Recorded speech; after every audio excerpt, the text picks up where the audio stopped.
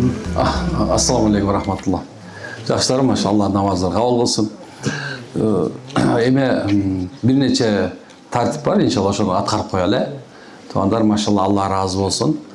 Биринчisi сабаққа келгенде, мысалы, bir адам сабаққа барса, ал жерде талап қылынып тұрған нәрсе бар. Мектепте деле, университетте деле, ошонун бирөөсү телефондорду өчүрүп коебуз деген. Эмне үчүн десе, баардык убакыттарда алымдардын талабы ушул экен. Эмне экен, көз, кулак, акыл бир жерде болуш керек.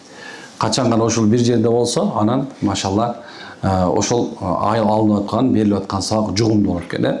Силер талап кылуучу болуңуздар, биз иншалла талабыңыздарга жооп берүүчү бололу. Анан телефонду болсо без звука эмес, толугу өчүрүп салыңыздар. Канакей, бисмилла. Чыгарабыз баарыбыздын режим полет.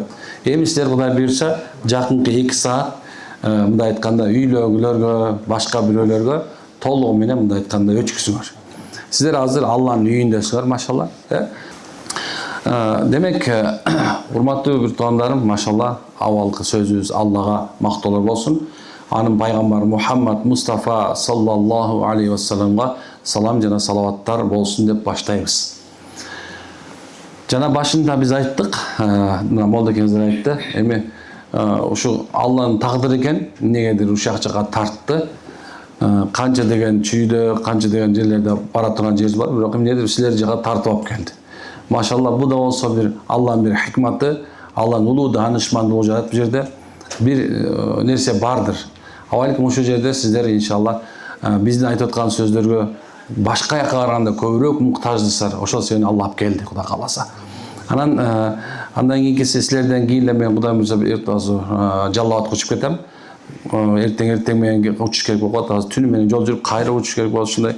Эми Кыргызстанды түрө сыдыра кыдырып атабыз азыр. Эмне себептен дегенде баардыгыбыз тең ушул мына караңыз, ал жерде отурган балдарыбыз, жаш балдарыбыздын ушу мечитте отурушу аябай сүйүндүрөт.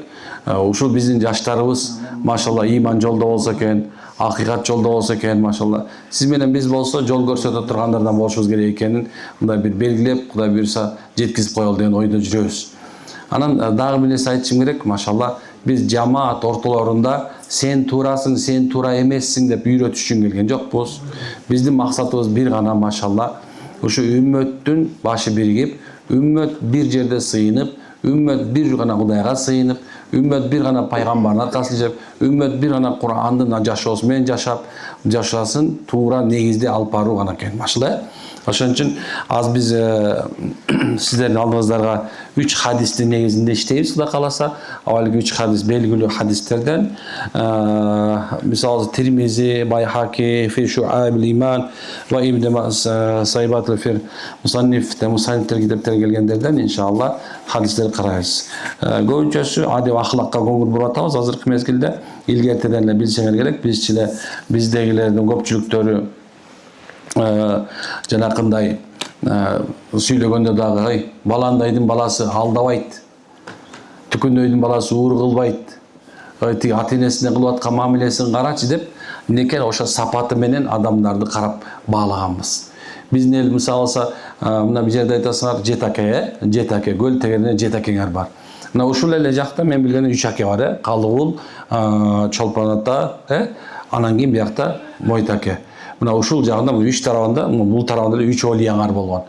Бул кишилердин адеп китептеринде, казал менен жазган ырларында, бардыгында ушул адептүүлүк жөнүндө жаткан. Мисалы илгерки Молда Кылычтын жазган китебинде эң биринчисинде ошол качан араб тамгасы менен усулу жадид деп коет, жаңы методология менен кыргыз алфавити менен жазган китебин башында эле жакшы бала, анан жаман бала деген маеги менен баштайт. Эмне үчүн бул сөз менен илгерки алипелер, илгерки жазган китептин баары ушул жакшы бала, анан жаман бала деп айтылып келген. Ошол мезгилде мисалы Совет доорунда деле биринчи биз алипени баштаганда эмне экен, сен деген сенек сөз, сиз деген сылык сөз деп ушул мындай айтканда сен эркебе деп керек болсо сен деген сөзүбүздү мындай орой мамиледе катары көргөнбүз, туурабы? Демек мынакей биздин ата бабабыздын баардыгы тең, мындан ала турган тыялыгы эмне? Биз мусулманбыз.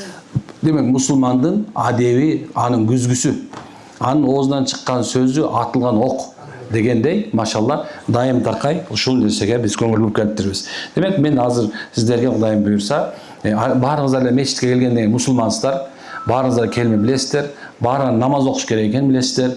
Демек ушундай болуп аткандан кийин биз эмнеге көңүл бурушубуз керек экен? Эми чыныгы мусулманчылык сапатка көңүл бурушубуз керек. Эмне жөнүндө сүйлөйт экенбиз? Адеп ахлак жөнүндө, машалла. Ким каалайт баласынын иман болушун? Кол көтөргүлө. Иншалла. Машалла. Ким каалайт атасы намаз окуп калсын? Балдар көтөргүлө. Ай, машалла. Ким каалайт ынтымактуу үй бүлөдө жашаштыгын? Кол көтөргүлө. Машалла. Ким каалайт бактылуу болушту? Көтөрө берле аны. Кээ бирлер каалабайт экен даже. Көрдүк аны. Баарыбыз каалайт экенбиз да. Ким каалайт бай болушту? Кана кол көтөргүлө. Анда биринчи көтөрүшөт экен, Машалла. Ким каалайт эки байлык? Ким каалайт? Эки байлык. Ай, машалла. Мынакей баарыбыз каалайт экенбиз. Мен бул жерде эмнеге кол көтөрүп аткан себеби биз баарыбыз көрсө каалоочу экенбиз. Эми бир нерсеге жетиш үчүн аракет кылыш керекпи? Туура. Демек, аракет кылуу исламдын биринчи, мусулманчылыктын эң биринчи, мындай айтканда, алдыга кое турган иштердин бири бул дайыма аракет кылуу экен. Аракетсиз эч нерсе болбойт экен. Эмнекен? Анткени биринчи биз мусулмандар ниет кылабыз. Ниетибизди дайыма жаңыртып турабыз. Дайыма үмүт кылабыз, анан аракет кылабыз. Анан биздин максатыбыз болуш керек.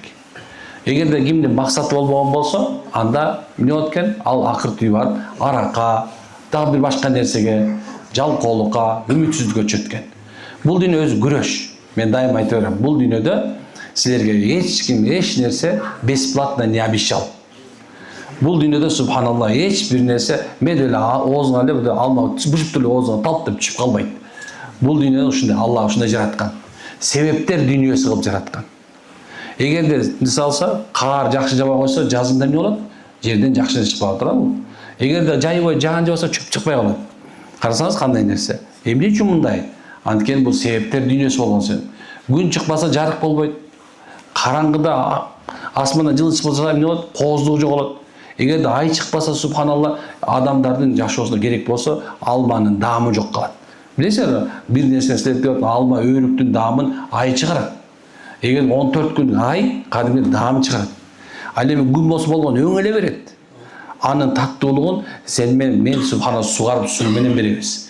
Көрдүкпү? Демек бар нерсе эмне менен экен? Себеп менен. Эч качан себепти тыштабагыла. Эмне үчүн? Анткени бир адам бул дүйнөдө жашоо үчүн 4 нерсе талап кылат экен. Ал нерсени пайгамбар бактылык, бул дүйнөнүн бактылыгы 4 нерсе менен деп айткан. Канча нерсе менен экен? Канча? Ай, маша, 4 нерсе менен экен. Биринчиси дейт, биринчи заужун салиха, жакшы аял менен экен. Демек эркек киши, ал эми аял киши болсо жакшы күйөө экен. Ошол нерсени бизге тандоого Алла уруксат берген экен. Жакшысын карап, машалла, любойну алып кете бербей, авалки жакшынакай тандоо менен.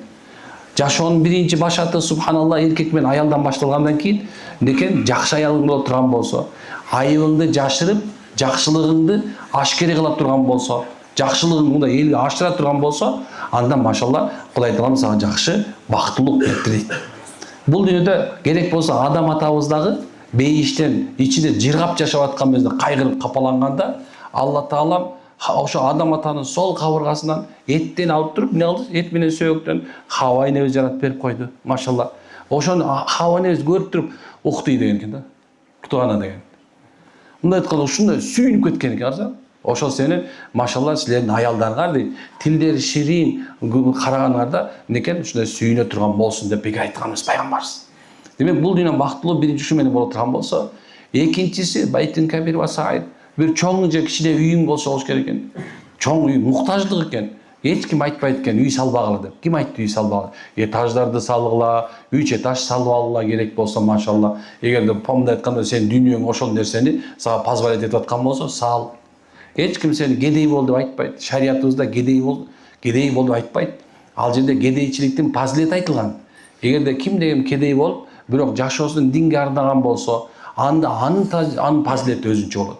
Ал эми ким бай болуп дагы ошол байлыгын мындай корото турган, туура жерге коротсо, анын да фазилети экөөнүн тең акыбети бара турган жери бейиш деген. Көрдүкпү кандай нерсе? Демек мусулманга мындай айтканда өзүнө удобный болгон, жакшынакай үйлүү болуу, жайлуу болуу шариаттын талаптарынан, бактылуулуктун бир себеби экен бул деди. Андан кийин үчүнчүсү жакшы кошуна дейт.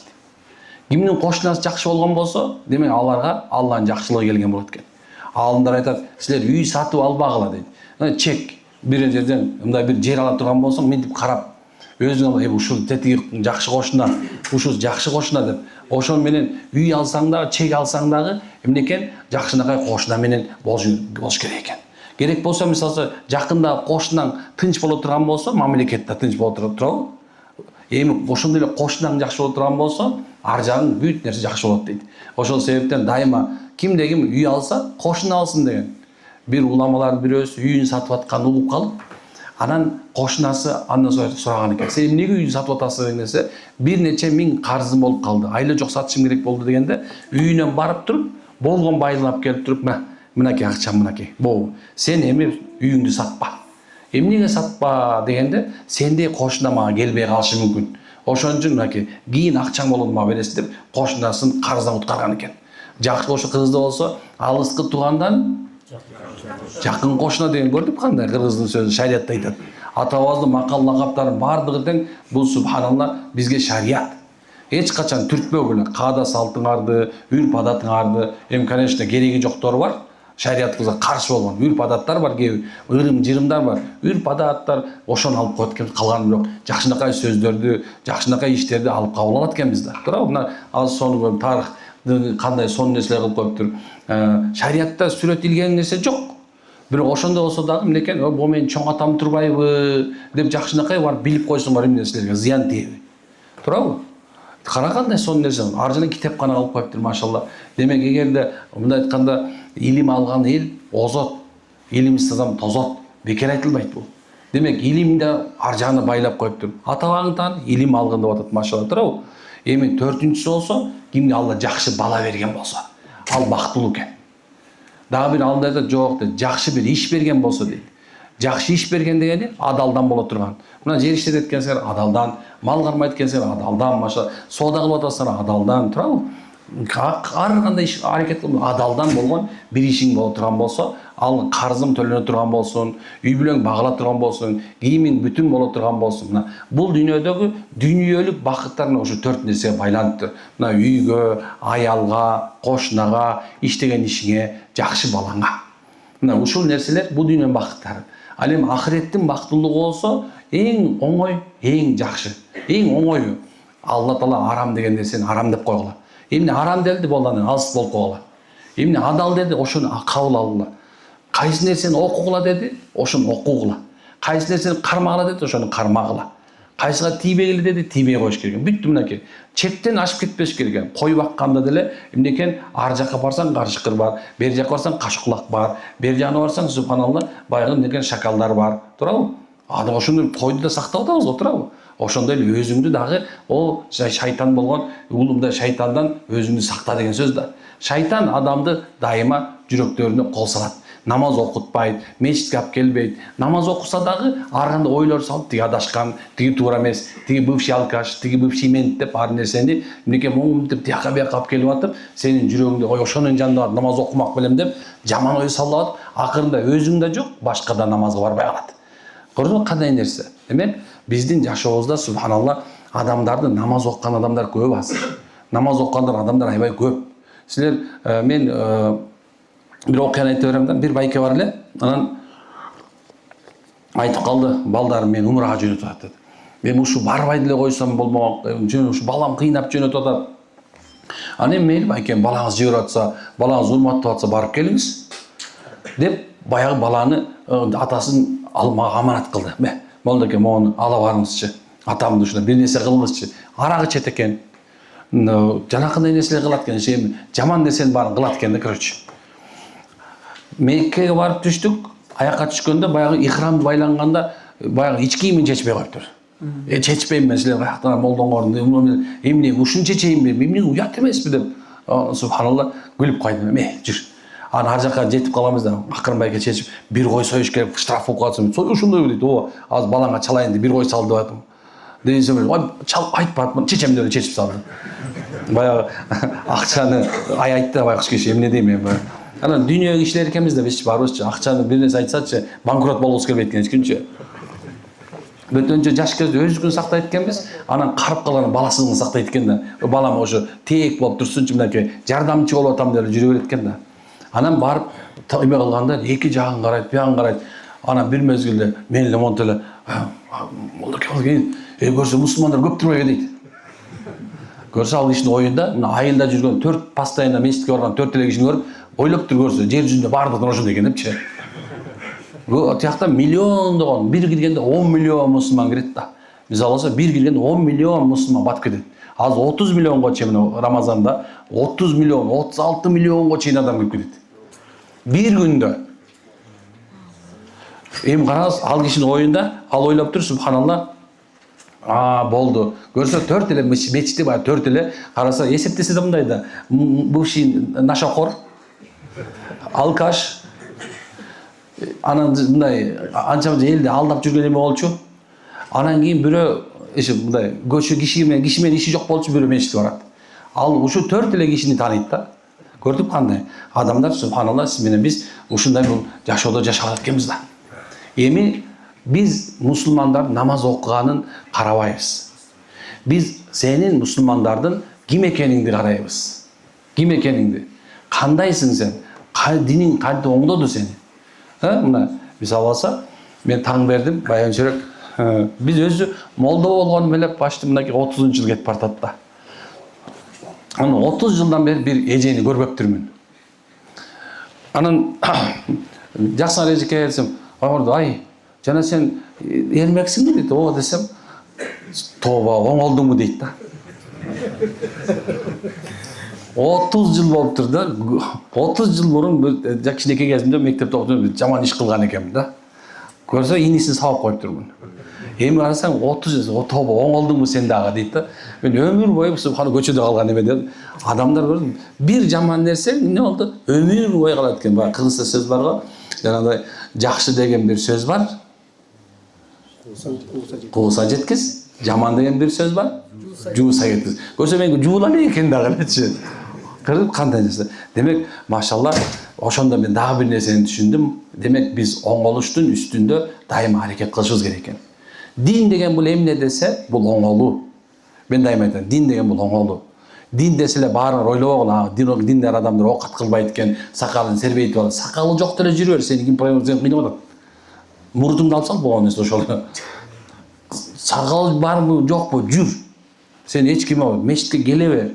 Пока койгуң келбей аткан болсо. Эми коюп койсоң сооптуу болмок, конечно. Суба айтайын деген, сен эч ким кыйнаган жок да, туурабы? Мечитке кел. Болгон десе калп айтпа, ушак айтпа, ууру кылба. Эмне үчүн ууру кылып ушак айтпаш керек? Анткенсе кыргыз атабыз айткан, көрбөйт деп ууру кылба, укпайт деп ушак айтпа деген. Бул көрбөйт деп дегенде ким жөнүндө сөз болот? Адамдар жөнүндөбү? Жок, ал Кудай жөнүндө болуп атат. Кудай көрүп турат, Кудай угуп турат деп илгертиден субханалла, кой, Кудайсыз курайдын башы кыймылдабайт. Эмне деген сөзүң я? Кудай тобо кылбай, тобо. Алдыкы айтып аткан сөзүң, муну сен көз карашың начар болуп турат. Сен ээленип турасың, дем салдырыш керек дешкен, туурабы? Атасынын таягын жебеген бала субханалла жакшы бала болуп эсептелбейт негизиндечи. Атасынын таягын желкеден бир жебесең субханалла ээленип кетесиң. Ошон үчүн шариятыбызда баланы кез-кезде какыс-кукусын урула дейт керек болсо, баштан ары сокпош керек, калган баштан ылдый согуш керек. Үзү ийбей эле бирок чыбык менен чаап калыш керек. Эмне үчүн билесиңерби? Анткен себеп субханалла атанын таягы балага бал. Илгертен субханалла бул нерсе айтылып келген. Эмне үчүн? Анткен себеп атасынан, энесинен өткөн балага чоң тарбиячы жок. Анын чапканы эненики бок, атаныкы ок. Ата болсоң жаша акырыныраак чап, аракет кылганда көңүлүн таап чап. Эне болсо күнүгө келип каргап койсо да эчтеке болбойт. Эне ал ошондой каргап коргай бетинен өбө берет. Туурабы? Демек, машалла, күнүгө бизге оңолуш керек экенин сездим мен ошондо. Мына жана эже оңолдуңбу дегенде дагы эле оңоло элек экенин билдим. Ушунча миллион адамга сабак берип атып, оңоло элек экенин түшүндүм. Анан дагы оңолоюн деп чечтим, машалла. Кантисе ошо кемчилигинди Алла тааланын алдында кемчилик Кудай кечирген. Адамдын жаман нерсеси бар да. Сиз менен биз мына Кудай Таалам мына ушундай райымдуу. Алла Таалам кечирет. Эркексиңби, аялсыңбы, Кудай Таалам баарын кечирет. Кечирбеген адам болбойт. Түшүнөбү? Алла Таала баардыгын кечирет. Бирок адам эч качан кечирбейт экен. Кандай десе, бул дүйнөнүн маселеси оңой.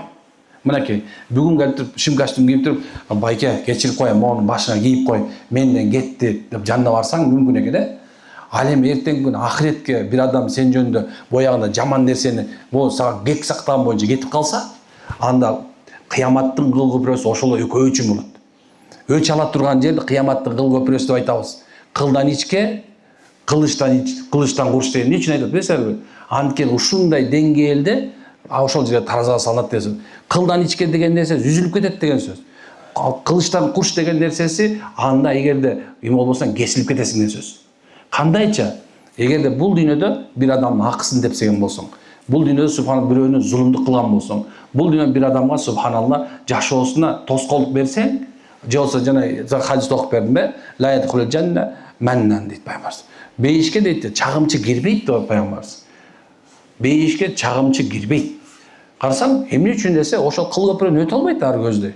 Машалла. Мына ошол себептен туугандарым, мына бүгүн биз бир 3 хадис окуйбуз. Ошо 3 хадистин аркасында эгерде ушуну кабыл алсак, анан жүрөгүбүз тынчып, Кудайым насип кылса, мындай бир жакшынакай бир жашоону улантышка аракет кылышат. Мен эле мындайым айтам да, сабак келгендер айтам, мындай, мен арабча сүйлөсөм деле болот, азыр отуруп бир убактымды алат. Эгер далил керек десе, далилдерди ар бир айткан сөзүмө далил таап берем. Бирок мен бир нерсени дайыма байкап калдым. Биз өзүбүздүн тилибизде, өзүбүздүн баягы илгертен айтылып келген сөздөр менен айтсак, биздин жүрөктөрүбүзгө батыраак жетет экен да. Бизге жагымдуу экен, анан кийин жүрөгүбүзгө сиңимдүү экен биздин сөздөрүбүзчү.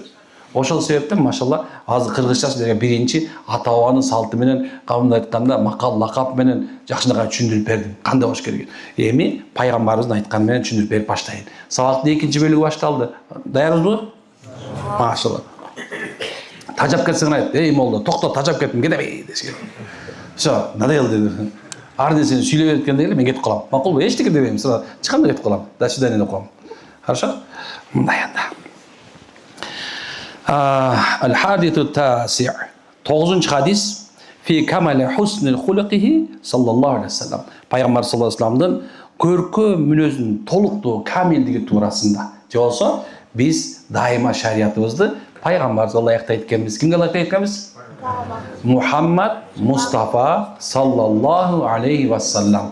Биздин жашообузда бизге усватул хасана деп коет. Үлгүнүн эң мындай бир жакшысы.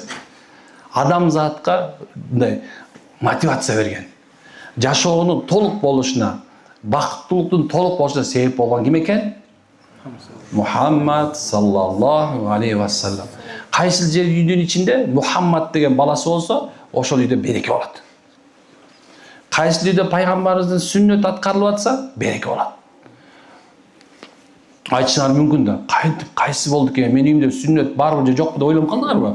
Чынында кандай береке болот. Анткени карагыла. Бул аалам турушу өзү турган турпаты менен пайгамбарыбыздын урматына турат. Ошондой эле пайгамбарыбыздын төрөлүшү, анан пайгамбарыбыздын өлүшү бул дүйнөнүн акыр замандын жашоонун башталышы, акыр замандын башталышы болуп эсептелет. Түшүнүп атасыздарбы? Эми айтып атат, кудуретти Алла Таала силерге пайгамбар эмнени берсе алгыла, эмнеден тыйса тыйгыла дейт. Пайгамбарыбыздан сурап атышат экен. О Алланын элчиси, сен эмнеге келдиң десе, мен бир тууганчылыкты курайын деп келдим дейт. Бир тууган менен бир тууган урушпаса экен деп келдим. Экөөнү жараштырайын деп келдим. Эркек менен аял бир укукта болсун. Эркек аялды сыйласын, аял эркекти сыйласын деп үйрөтөйүн деп келдим. Мен кошунан акысын толук берейин деп келдим. Жашоодо каракчылар болбосун деп келдим. Адамзатка тынчтык алып келдим деп пайгамбар өзүнүн вазифасын, милдетин айтып атат экен. Демек ким деген пайгамбардын аркасында ээрчисе, мына ошол үйдө үй бүлө тынчтыкта болот. Бир туугандар бири менен күнүгө мен атам айтып берет да, андай абысын жакшы, аш көп дейт мен атам. Карасаң, ушул сөздү айтып берет да, эки келиндин ортосунда айтып берет. Абысын жакшы, аш көп дейт. Анан таң каларым ушу келиндери мындай чогул эле, мисалы биздики, анан ниндики да, улам чай кылышса эле, бир нерсе, жакшыраак бир нерсе келсе эле, телефон чалып, келе калбайсыңар деп берет. Барып чай иче беребиз. Мага жагат. Кээ бирлер айтат, молда ушунт. Жок дейм. Абысын жакшы. Эмне? Аш көп. Демек субхана ошол үйдө ынтымак бар, ошол үйдө ислам бар деген сөз. Береке деген ушул. Эгерде үйүңөргө бир тууганың кирбесе, о субханалла сен жоктон келиниң кирбесе, же жеңең кирип өзүң аялың менен отуруп сүйлөшпөсө, анда сенин эмнең тууган? Сенин балдарың, бир балдар, сенин тууганың менен сенин тууганың балдарың үйүнө кирбесе, кантип субханалла жакшылык болсун. Сен эле балаң бип-бир турган өзүңдүн иниңдикине же агаңдыкына кире албаса, сен ошол жол сеникине кирбесе, бул жашоонун нерси жакшы. Демек, машалла, биздин жашообуз ким керек болот атат? Сиз чакырып атат окшойт. Бул жаман авторитет окшойсуң, э? Мейли, машалла. Аллаху акбар. Сабакка көңүл бурабыз, булар көңүл бурабыз. По техническим причинам деп коет го. Көңүл бурбайлабаңыздар. Киргенге, чыкканга бир эшикти ачып эле салсаң жакшы болот да. Аба кирип турганга. Ана улам жаап ача берсе, ал жактан кире берсин, чыга берсин, машалла, проблема жок, э? Демек, машалла, ага көңүл бурбаңыздар, макулбу? Кереги жок. Кай жака келдим мен аны эстеп калдарбы? Машалла. Мынакей айтып жатат, 9-хадис дейт. Эмне жөндөсө, пайгамбарыбыздын мүнөзүнүн толуктугу туурасында. Демек, пайгамбарыбыз силердин үйүңөрдө кайсы сүннөтү бар? Мынакей, үйгө кирип баратканда бисмилла деп келесиңерби? Демек, мынакей ошол үйдө пайгамбардын сүннөтү бар экен. Ким тамак жегенде бисмилла деп баштайсыңарбы? Мына пайгамбардын сүннөтү үйүңөрдө бар экен. Тамактын алдындан аянда кол жуйсуңарбы? Машалла, мынакей. Ким апасынын бетинен өтөт эртең менен? Мына булардын үйүндө сүннөт бар экен. Ким аялынын бетинен өтөт эртең менен? Астапырла дейт го. Жок.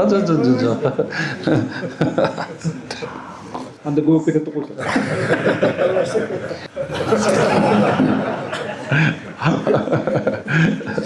Машалла, тамашалап. Молда экен мен канча жыл мына 6 жыл болуп кетти, 5 жыл болуп кетти. Канча кетти? 2022 жылы келип таанышкам. Ошо месжитиңерге 40 күндүк даватка келип анан ошондон таанышып кеткен, ошондон бери уважаю дегендей. Айтайын деген нерсем ушул экен да. Пайгамбарыбыздын сүннөтү демек үйүңөрдө бар. Пайгамбарыбыз аялдарына жакшы мамиле кылган деген сөздү айтып келген. Бетинен өпкөн деген сөз деген пайгамбарыбыз аялдарына жакшы мамиле кылган. Абдан жакшы мамиле кылган. Пайгамбарыбыз өмүрү өткөнгө чейин мынакей 24 жашында үйлөнгөн болсо, 25 жашында үйлөнгөн болсо, мына 63 жашында өткөн болсо, мынакей ушунун ортосунда бир да жолу аял сабаган эмес. Пайгамбарыбыз бир да жолу аялын сөккөн эмес. Пайгамбар бир да жолу аялына зулумдук кылган эмес. Пайгамбарыбыз бир да жолу, мынакей бир да жолу, бизде саяк шүмшүксүң, сен деп атаң шүмшүк, энең шүмшүк деп эч качан аны кемситкен эмес. Уруусу менен, улуту менен дагы пайгамбар аялын кемситкен эмес. Мынакей ушунча биз билген акылыбыз жеткен нерседе үйлөнгөндө, өлгөнгө чейин бир да аялы пайгамбарыбыз бизди момун сөккөн, пайгамбар болон сабаган деп айткан эмес. Демек пайгамбарыбыз идеальный муж болгон. Ошол себептен бизге эркинде айтканда үй бүлө курууда дагы, бала тарбиялашта дагы пайгамбарыбыз эң жакшы үлгү болуп эсептелет. Мына ошол жөнүндө айтылып атат бу жерде. Некен 9-хадисте хусну хулуқихи саллаллаху алейхи вассалам. Демек пайгамбар саллаллаху алейхи вассалам көркөм мүнөзү туурасында деп айткан. Кана Расул саллаллаху алейхи вассалам ажвадан наса каффа. Пайгамбар саллаллаху алейхи вассалам дейт, колу берешен, аны аябай сыйчу эле каффа. Онда колуна дайыма эмне болсо берип ийет эле деген сөз да. Карагыла. Ва акрамахум ишрату. Пайгамбар эмес экен, ман халатаху фа арафаху ахаббаху. Пайгамбар ким деген пайгамбар жанына келген болсо, пайгамбар жанына келип туруп калган болсо, ал пайгамбарыбызды мен эң жакшы адамым деп пайгамбарды сүйүп калчу экен. Азыркы мезгилде биз мен пайгамбар ушинтип айтып атпаймынбы? Пайгамбар берешен болчу, жоомарт болчу, пайгамбар жана ким деген тура турган болсо, аны сүйүп калчу. Пайгамбарыбыздын ушундай сахабаларынан жанына 100 өтүп кете турган болсо дагы, ошол пайгамбарыбыздын жанынан 100 кишинин жанына өтсө, 100 тең ойлоп калат экен да, пайгамбарыбыз менин эң жакшы досум. Пайгамбар саллаллаху алейхи вассалам эң жакшы адам, мени жакшы көрөт деп, некен ушуну ойдо калган экен. Демек, biz азыркы мезгилде карасаңар, намаз окуган адамдардын аркасынан адамдар ээрчигиси келеби?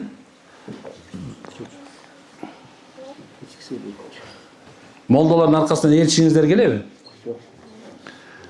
Ооба деп атасыңар да, ооба деп. Бирок эмне экен, биз ошондой пайгамбарыбыздай боло албаган себебинен адамдар бизди душман көрүп калат экен. Көпчүлүк убакыттарда мен угам, мисалы bir namaz okuyan biri tamek çeyip kalsa, namaz okuyan sen tamek çeyiz mi? Же болсо бирөөнүн урушуп аткан болсо, молдоке, намаз окуйсуң го? Сен кой, сен урушпачы, өңгөсү койсо дагы дейсиң го, туурабы? Эмне үчүн ушундай бир адамдын бир мындай бир жаман экен бул деген түшүнөсүң да? Мусулманга бул кереги жок экен. Жо ал сага буган ал молдого эмес, ал именно сага керек болчу. Ошонун себебинен пайгамбар саллаллаху алейхи вассалам эмне экен? Ушундай берешен болгон экен, колунда болгон нерсесин берүүгө жайраган экен. Мен айтып атам, мейли Алла Таала азыркы мезгилде 40тан 1-ин зекет кылла деген болсо, анда жашооңдо болуп аткан 40тан 1 жакшылыгыңды бер. Мүмкүнчүлүгүң болгон болсо бер. Эми кантип бериш керек десе, биз эң биринчиси өзүбүздүн мамилебизди беришибиз керек экен. Эмнебизди беришибиз керек экен? Мамиле. Эми кантип беребиз десе, карагылайм. Пайгамбар Мухаммад алейхиссалам жөнүндө айтканда 124.000 сахаба. Канча миң? Мына ошончо миң, 140.000ге жакын сахаба бирөө дагы пайгамбарыбызга салам берип жетишпептир. Биринчи берип койчу экен пайгамбарыбыз. Ассаламу алейкум. Ассаламу алейкум. Бирөө дагы пайгамбарыбызга жетише албай калган экен. Биринчи салам беришкен пайгамбарыбыз. Улуусуна дагы, күчүүсүнө дагы. Bizde olsa, Yaşa bağır. Sen salamды unutуп калгансың го, дейбиз да турабы? Бирок пайгамбарыбыз андай айткан эмес экен. Мен пайгамбармын, мага салам бербейсиңби дептир. Мен сенен улуумун, атамын го, мага салам бербейсиңби деген эмес экен. Карагыла, пайгамбарыбыздын акылагына сугарылган адамдар бул Азирети Асан жана Үсөн. Пайгамбарыбыздын эмнеге Алиден болгон небереси, жээн неберелери Хасан ва Хусейн. Мында айтканда ахли бейт деп коет. Бул пайгамбарыбыздын үй бүлөсүндө болгон адамдар. Ушундай жаш эле кез экен, жаш эле. Мына жанында караса, сахабалардын бирөөсү даарат алып аткан экен. Даараты туура эмес болуп калыптыр. Кандай болуп калыптыр? Туура эмес экен. Эми ал аксакалга кантип үйрөтөт? Кантип айтат? Анан келип аткан, ата, келсеңиз биздин дааратыбызды текшерип коюңузчу, биз туура эмес алып атат окшойбуз деген экен да. Аны ошентип жакшынакай даараттарды алып, беттерин бүт толугу менен жугандай баягы айтат экен, балдарым дейт, силер мага эң жакшы мугалимсиңер деп айткан экен. Кара балага айтып аткан, сен эң жакшы мугалимсиң. Баягы иши туура эмес жерден, таңга озурайдар. Эмне? Яйцо курицу научить, чол деген жок экен да.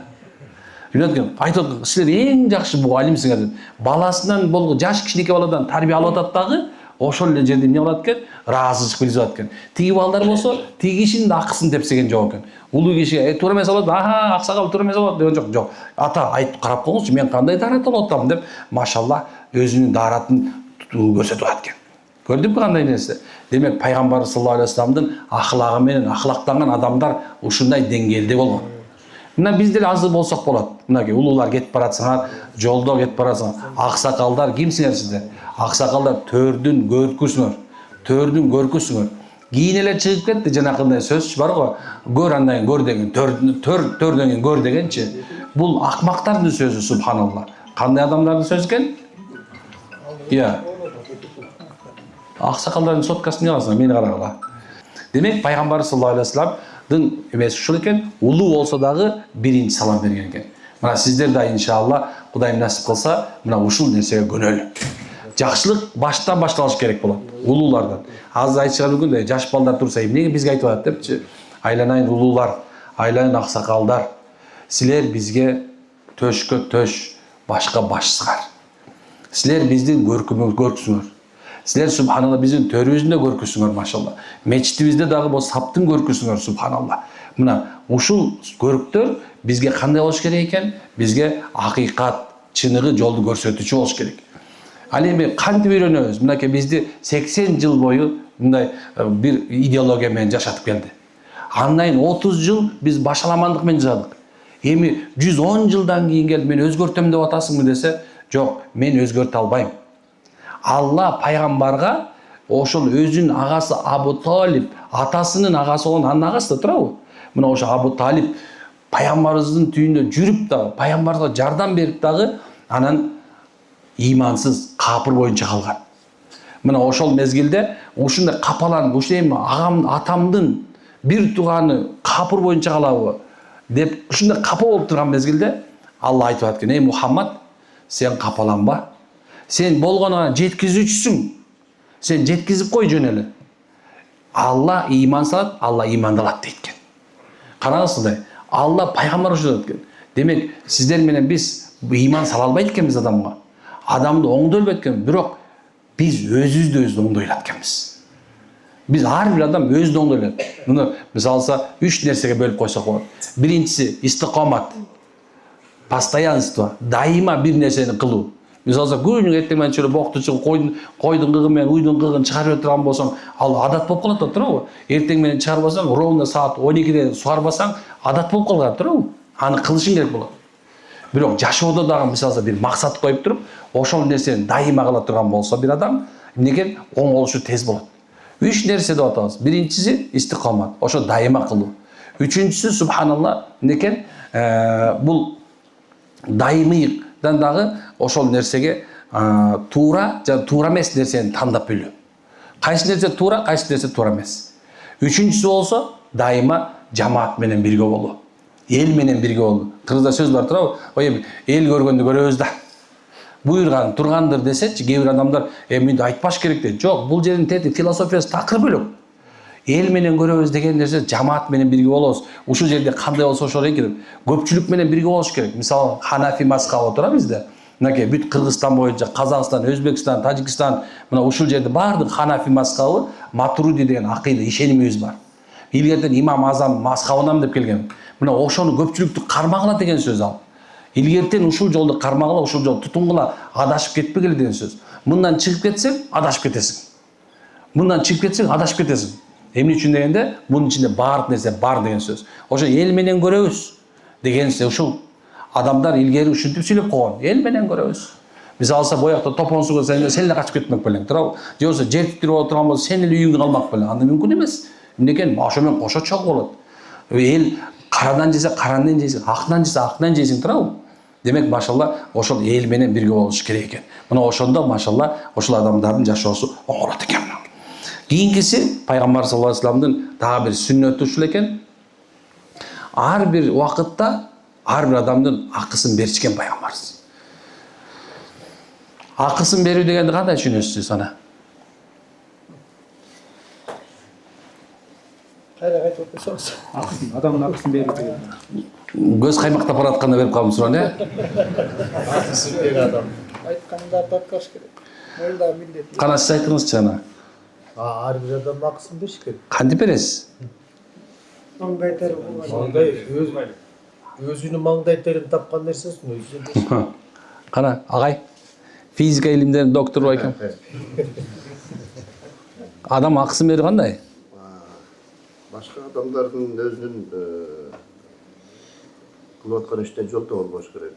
Ал кадында каршы эч. Ана капитанга суроо берейинчи. Адам акысын берүү кандай?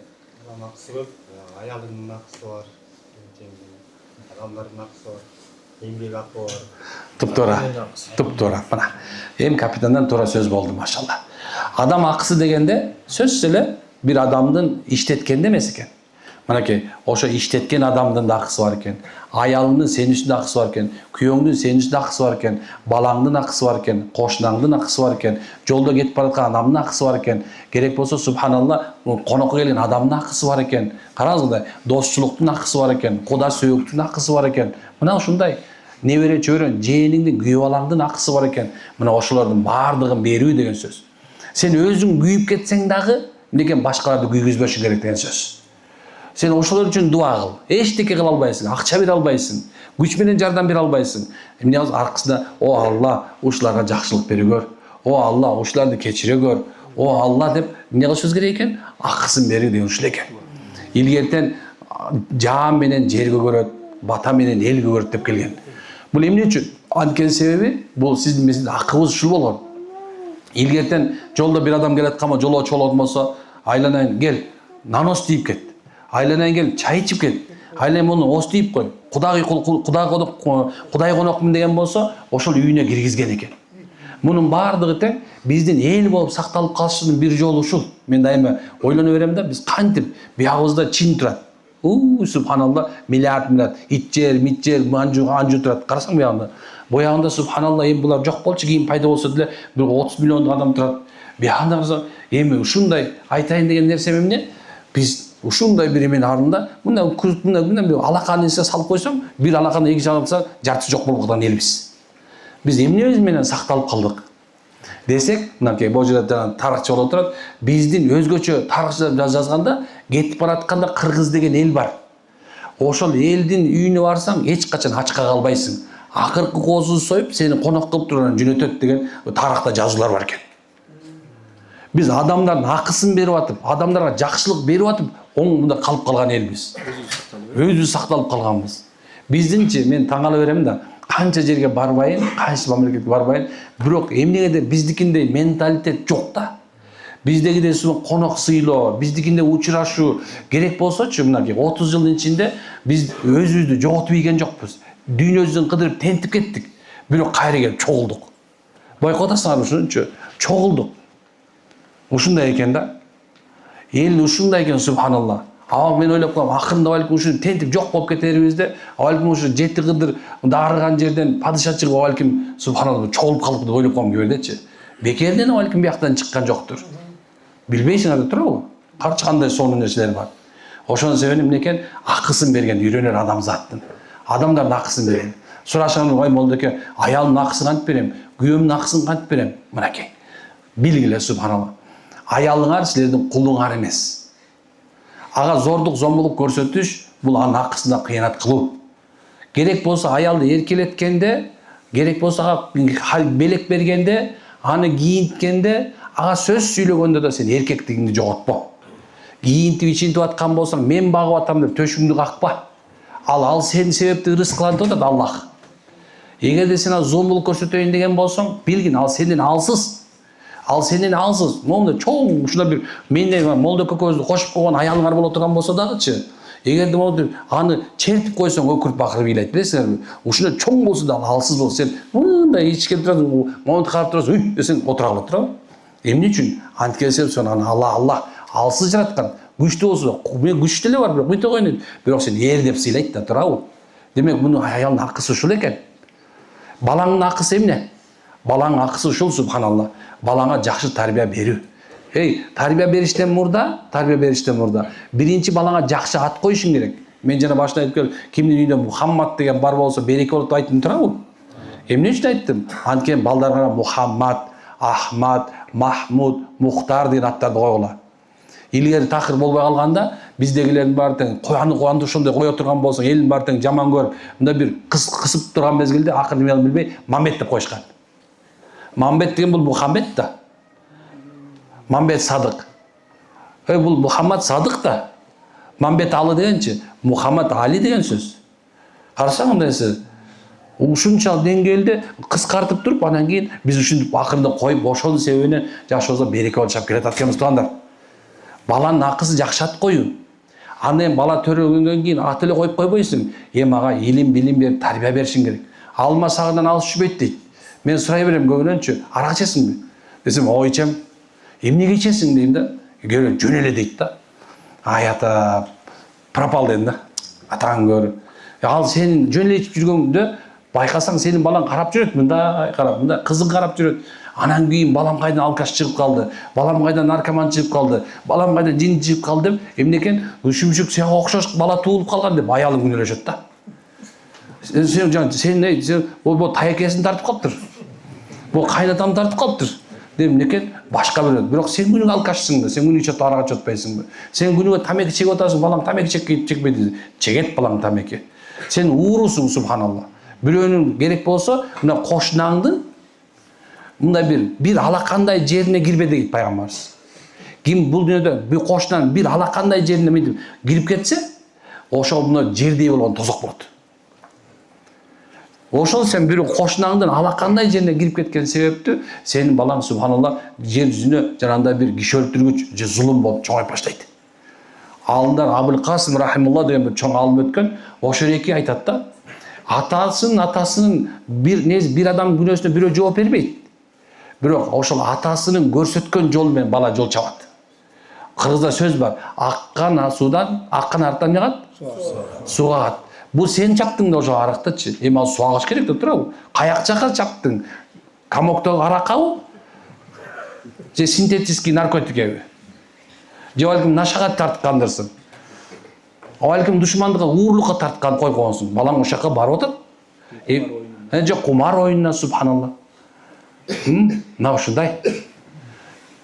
Алымдар айтат, качан дейт, качан. Алымдар чындыкты айтпай калганда, алымдардын балдарынан алым чыкпай калат экен. Карала. Бул чындык ушул. Бир убакыт болот экен субханалла, деген алымды жөн эле сыйлап койгон адамдын баласынан алым чыгып калат экен. Эмне үчүн? Анткени ошол алымды сыйлап атканын көргөндө, бала ойлойт экен. Значит, бул алымды сыйлап, значит, алымдай болуш керек окшойт деп, деген жол чабылып калат экен. Көрдүңөр кандай нерсе? Машалла. Демек мына адам акысы ушул экен. Ар жакта аялдар отурат, биякта келген эжелер, машалла, мен айтам дайыма. Аялдардын бейиши эринин таманында, чор болгон таманында, кесилип турган таманын согончогунун алдында жатат. Бул аял жакшы, эр жакшы деп койсо эле, биз жакшы болбосок, жок, ал жерде сен эрди сыйласаң, эриң ушундай жанында кулпуруп берген жана сонун бир айгырдай болот деген сөз ал. Ал эми качан күйөөңдүн күнөөлөрүн элге ашкере чыгарсаң, ошо эркекти жер кылып алкаш кылган аял болуп керек болсо. Муну унутпаш керек. Аял кишинин бейиши эмнеде экен? Аял эркектин таман астында. Ал эми эркектин бейиши энесинин таман астында. Мына ушундай. Машалла. Эми үчүнчү нерсени акысын айтпай койбойюн. Мынакей бул жерде отурасыздар балдар, мынакей. Жаш балдар отурат, чүрпөлөр отурат, машалла. Алла баарыңарга жакшылык берсин. Өмүрүңөр узун болсун балдарым. Мына ушул жерде отурушу бир алым айткан экен, бир халифа, мына ушул минбар деп коет, мына көрсөңүз, минбар. Ушул жерге чыгып, анан илгерки замандарда президенттер келип, мечитте жума намазды элдерге өткөзгөн. Шарият боюнча жума намазды ким өткөзөт десе, биринчиси падыша, биринчи падыша келип калса, ошол падышалар илгери дин илиминде болгон, ошонун аркасынан келип туруп, анан алар бияка чыгып элдерге вааз кылып, "Эй, Кудайдан корккула, мамлекетти жебеңиле" деп кыйкырып турган. Анан бир халифа чыгып, мындай караса, машалла, бештиге субханалла, субханалла, субханалла деп минбардан түшүп кетиптир. Анан баягы элдер намазды, "Ой, падышабыз, сиз эмнеге мындай кыска нускале айтып койдуңуз" десе, айткан экен. "Мен минбарга чыксам" дейт. Ошо жамааттын аркасында жаш балдар ойноп аттыр. Мен ошол жаш балдардын ойноп атканын көрүп, бул мамлекетимдин келечеги бар экен деп түшүп кеттим деген экен. Кайсы элде мечит болсо, ошол мечитте балдарыңар ойноп турса, ушул жерден Куран үйрөнүп турса, мына ушул айылыңардын жанакы кимдин Мойтакенин балдарынын келечеги бар. Жоголуп кетпейсиңер. Мен көрдүм, бирок кызыл, жашыл, аны бөлүп коюптур субханалла. Мен баарыңар жашыл болуп калмаксын айтмакмын да. Эртең күнү бөлүнбөй калмак. Тиги уруулар бүгүн аш берип аттыр. Тиги уруулар бүгүн той берип аттыр. Тиги уруулар минтип аттыр деп эмден эле бөлүнүп алсаңарбы? Андай болбойт шариатта. Билип кой, бирок бөлүнбө. Мына балдарым, биринчи насаатым ушул эки. Кийин силер бир гана кишинин баласы болла, Мойтакеңерди бүттү. Анан тиги ууру, бул ууру деп ар жак бөлүнүп, эки жакка барып мушташып кырылышпагыла. Ата энени сыйлаш важип. Түрү болсун, өлсүн. Унутпагыла, ата энеге жакшы мамиле кылыш керек, түрүсүндө дагы, анан өлгөндө дагы.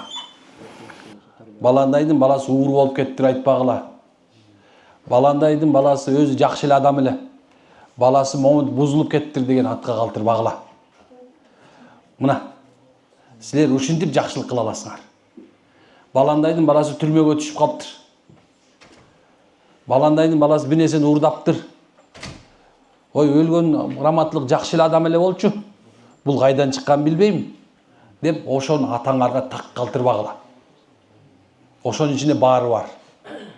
Шодастарбы? Так калтырбагыла атаңарга. Мына биздин шарият ушуну айтат. Өлгөн адамга субхан туура Кур'ан окуш керек. Кур'ан окутпай койсо болбойт.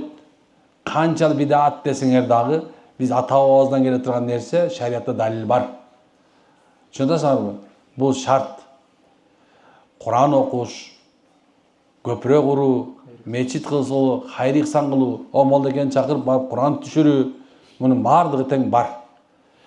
Бирок эң чоң нерсе ушул эки, көрүндө тегере тийбеш керек. Балким кээ бирлер туура эмес түшүнүп калбагыла. Көрдө тегерет деген нерсе, көрдө жаткан адамды көчөдөгү тирүү жүргөн адамдар жамандап баштаса, сен анда ошону субханалла тиянга зыян келтирдиң деген сөз. Мына ушул нерсе субханалла бул өлгөндөрдүн акысы. Ал эми тирүү кезинде ата энесине ак болбош керек. Сендей балам жок деген сөздү угуп калуу бул чоң күнөө. Мына ушул тирүүлөрдүн акысы. Аллах баарыбызга береке берсин, машалла, намаздарга бекем болуңуздар. Анан эми Кудай деп туралы баарыбыз. Бул мечиттин курулушу жөн эле эмес бул. Мисалы алсам, мечиттин тиякта бир мечит бар, мына бияка бир мечит курулуп калыптыр. Демек, мечиттердин көп болуп аткан себеби бар. Демек, ушул жерден Кудайым буйрса, көптөгөн ыймандуу адамдар бар деген сөз. Жөн эле курулбайт. Мына бул мечит деген эмне десе, бул маданият үйү. Бул бакыт үйү. Бул мектеп. Карасаңыз, канча нерсе ичинде. Мунун ичинде, мечиттин ичинде адамдардын керек болсо проблемаларын келтирип чече турган нерсе бар. Кээ бирлер дүйнө сөзүн сүйлөбөгүлө десе, бул жер соода кылганга эле болбойт. Соода эле кылганга болбойт. Ой, менде бир кой бар, ким алат деп кыйкырбайт бияктан. Бияктан субханалла калган барлык проблема чечилет. Эй, баландайдын баласы бирөөнүн агоротуна кирип кетти, мону чечели. Эй, тракторист, быйыл момундай кыласың. Мына бул жерден акчаны мынчадан кыласыңар. Саракы мынчадан аласыңар. Бул шарият бул дагы. Бул дүйнө иш эмес бул. Мына бул жерден келип туруп отуруп аксакалдар чакырып келип соттоп коюш керек. Же болбосо милицияны чакырып келчи балам. Мына бул жерде биздин айылыбызда момундай бир туура иш болот. Жанакы баланы чакырып келеличи гана. Деп туруп чакырып келип туруп, эмнеге мындай кылдың? Бул жактан өзүнүн закон айтат, бу аксакалдар чыгарып туруп, эй, айылыбызды уят кылып атасың. Мында отурмасаң айылыбыздан чыгасың. Кет. Деген деңгээлде чече турган жер ушул мечит. Мына ушул мечитте уят кылат, ушул мечитте адам даражасын көтөрөт. Мына ушул мечитте болот. Мына ушул мечитке мына айылыңар айланайындар, мына баарыңарды ушул мына бир айылдан баарыңарды ушунча келишиңерчи, бул аябай чоң нерсе. Ар кай жактан чогулуп 1000 адамдар чогулчу эле, бирок бияктан бир эле айылдан ушунча адам, бул аябай сонун. Демек, ушул баарыңар ынтымагыңар бар экен. Мына ынтымак кылып, мына салыпсыңар, ынтымак кылып Кудай берсе медресе салып атсыңар, ынтымак кылып илгери эле мечит салып койсоңор, эч кимде жок да. Мунун баары силердин ынтымагыңар барысы. Мен азыр айтып атам да, анда оңой эле экен да, 500 түн болот, 500 түн боло турган болсо, 2000 сомдон чыгарып койсо, так, демек медресеңердин пайдубалы курулуп калат экен. Мисалы алса 2000 сомдон 3 айдан 2000 сом берип турган болсо, 6 айда мешит кол тойгон медресе курулуп калат экен деп атам да. Айтайын деген нерсе эмне? Балдарды динди үйрөтүп коелу, ыйманды үйрөтүп коелу, анан медик болсун балдарга. Мен мисалы бир балам медик кылгым келет. Бир балам өзү эле чечип алган, мен молдо болом деп. Ушул мезгилде уже бир топ Куран жаттап салган.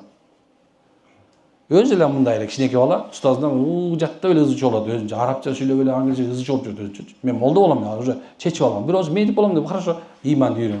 Балаңар агроном болсун, зоотехник болсун, балаңар субхан космоско учсун керек болсо, математик, физик, кайсы илим болсо окшосун. Кайсы президент болсун мейли, депутат болсун мейли, бирок илимди кылганга аракет кылыш керек. Ыйманы бар болсо, ыйман үйрөтүп койсоңор, анан жүрөгүңөр тынч болот. Кеткенде да барса, балам, кой, балам ыйман жолунда жүргөн, билет Куран окуп жүргөн, мечитке барып жүргөн, окусун жакшы окуйт деп акча берсең дагы балаң эме болбойт. Мына бүгүн эртең мен шаардан чыгып аткан мезгилде, мына бир жолдун боюнда бир жанагында бузукана бар, дискотека түнү менен болгон. Карасам, жап-жаш балдар, субханалла. Мас болуп, бияка жыгылып, тияка жыгылып, жинди болуп, кызды тиягында кусуп атат, буягында бирөө токолонуп жатат. Мына ошомдай ойлонуп кетем, айтып атам азиретке, карачы буларды, астагфирулла, карачы. Эгерде биз азыр сактап калбасак, анда ким сактайт буларды? Айтышыбыз керек. Күйүп кетесиң деп элечи. Кээ бирде ушул динге, ыйманга үйрөткүлө десек, эч баардан айыккы ушу молдалар ушунчалык ыйманды деп, бирок пачкалап көчөдө жатса, айтып атсаң, аны эч ким көңүлгө албайт. Мына албай айтканда болмок. 20дай бала Азыр айтты мынаке устаз тине тиякта жатат бирөө деди. Тура азыр тура боякта жатат деди. Мен караганга жетишпей алдым. Ар жакта тогломчуда. Жаш балдар. 17, 18, 19, 20 жаштагы балдар. Унутпайлы да, биз деген жоопкербиз. Биз жаштарыбызга жоопкербиз. Мен жоопкерчиликти мойнума алып алдым деп жүрөм да. Мен айтам. Каяка барсам айтам. Мына көчөнүн ошто болдук. А жерде да ушуну айттым. Эй, куткарып калалы. Имандан башка жол жок, унутпагыла. Миллион балаңды эгерде сен англисче, испанча, французча үйрөтүп сал, бирок сен иман үйрөтпөсөң, ал тил балаңа пайда бербейт. Иман, уят, намыс деген үйрөтүш керек. Иман алып келгиле үйүңөргө, алып келгиле. Бу мечиттерде, бу мечитке Алла насип кылып, машалла, багымдат намазды канча киши окуса, мына ошончол береке болот, машалла. Алла ыраазы болсун. Анда бир аз суроолор бар экен. Суроолор болсо жазып койсоңор жакшы болот деп айтканбыз.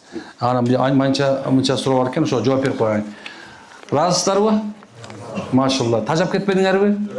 Машалла. Тажап кетпесеңер эле болду.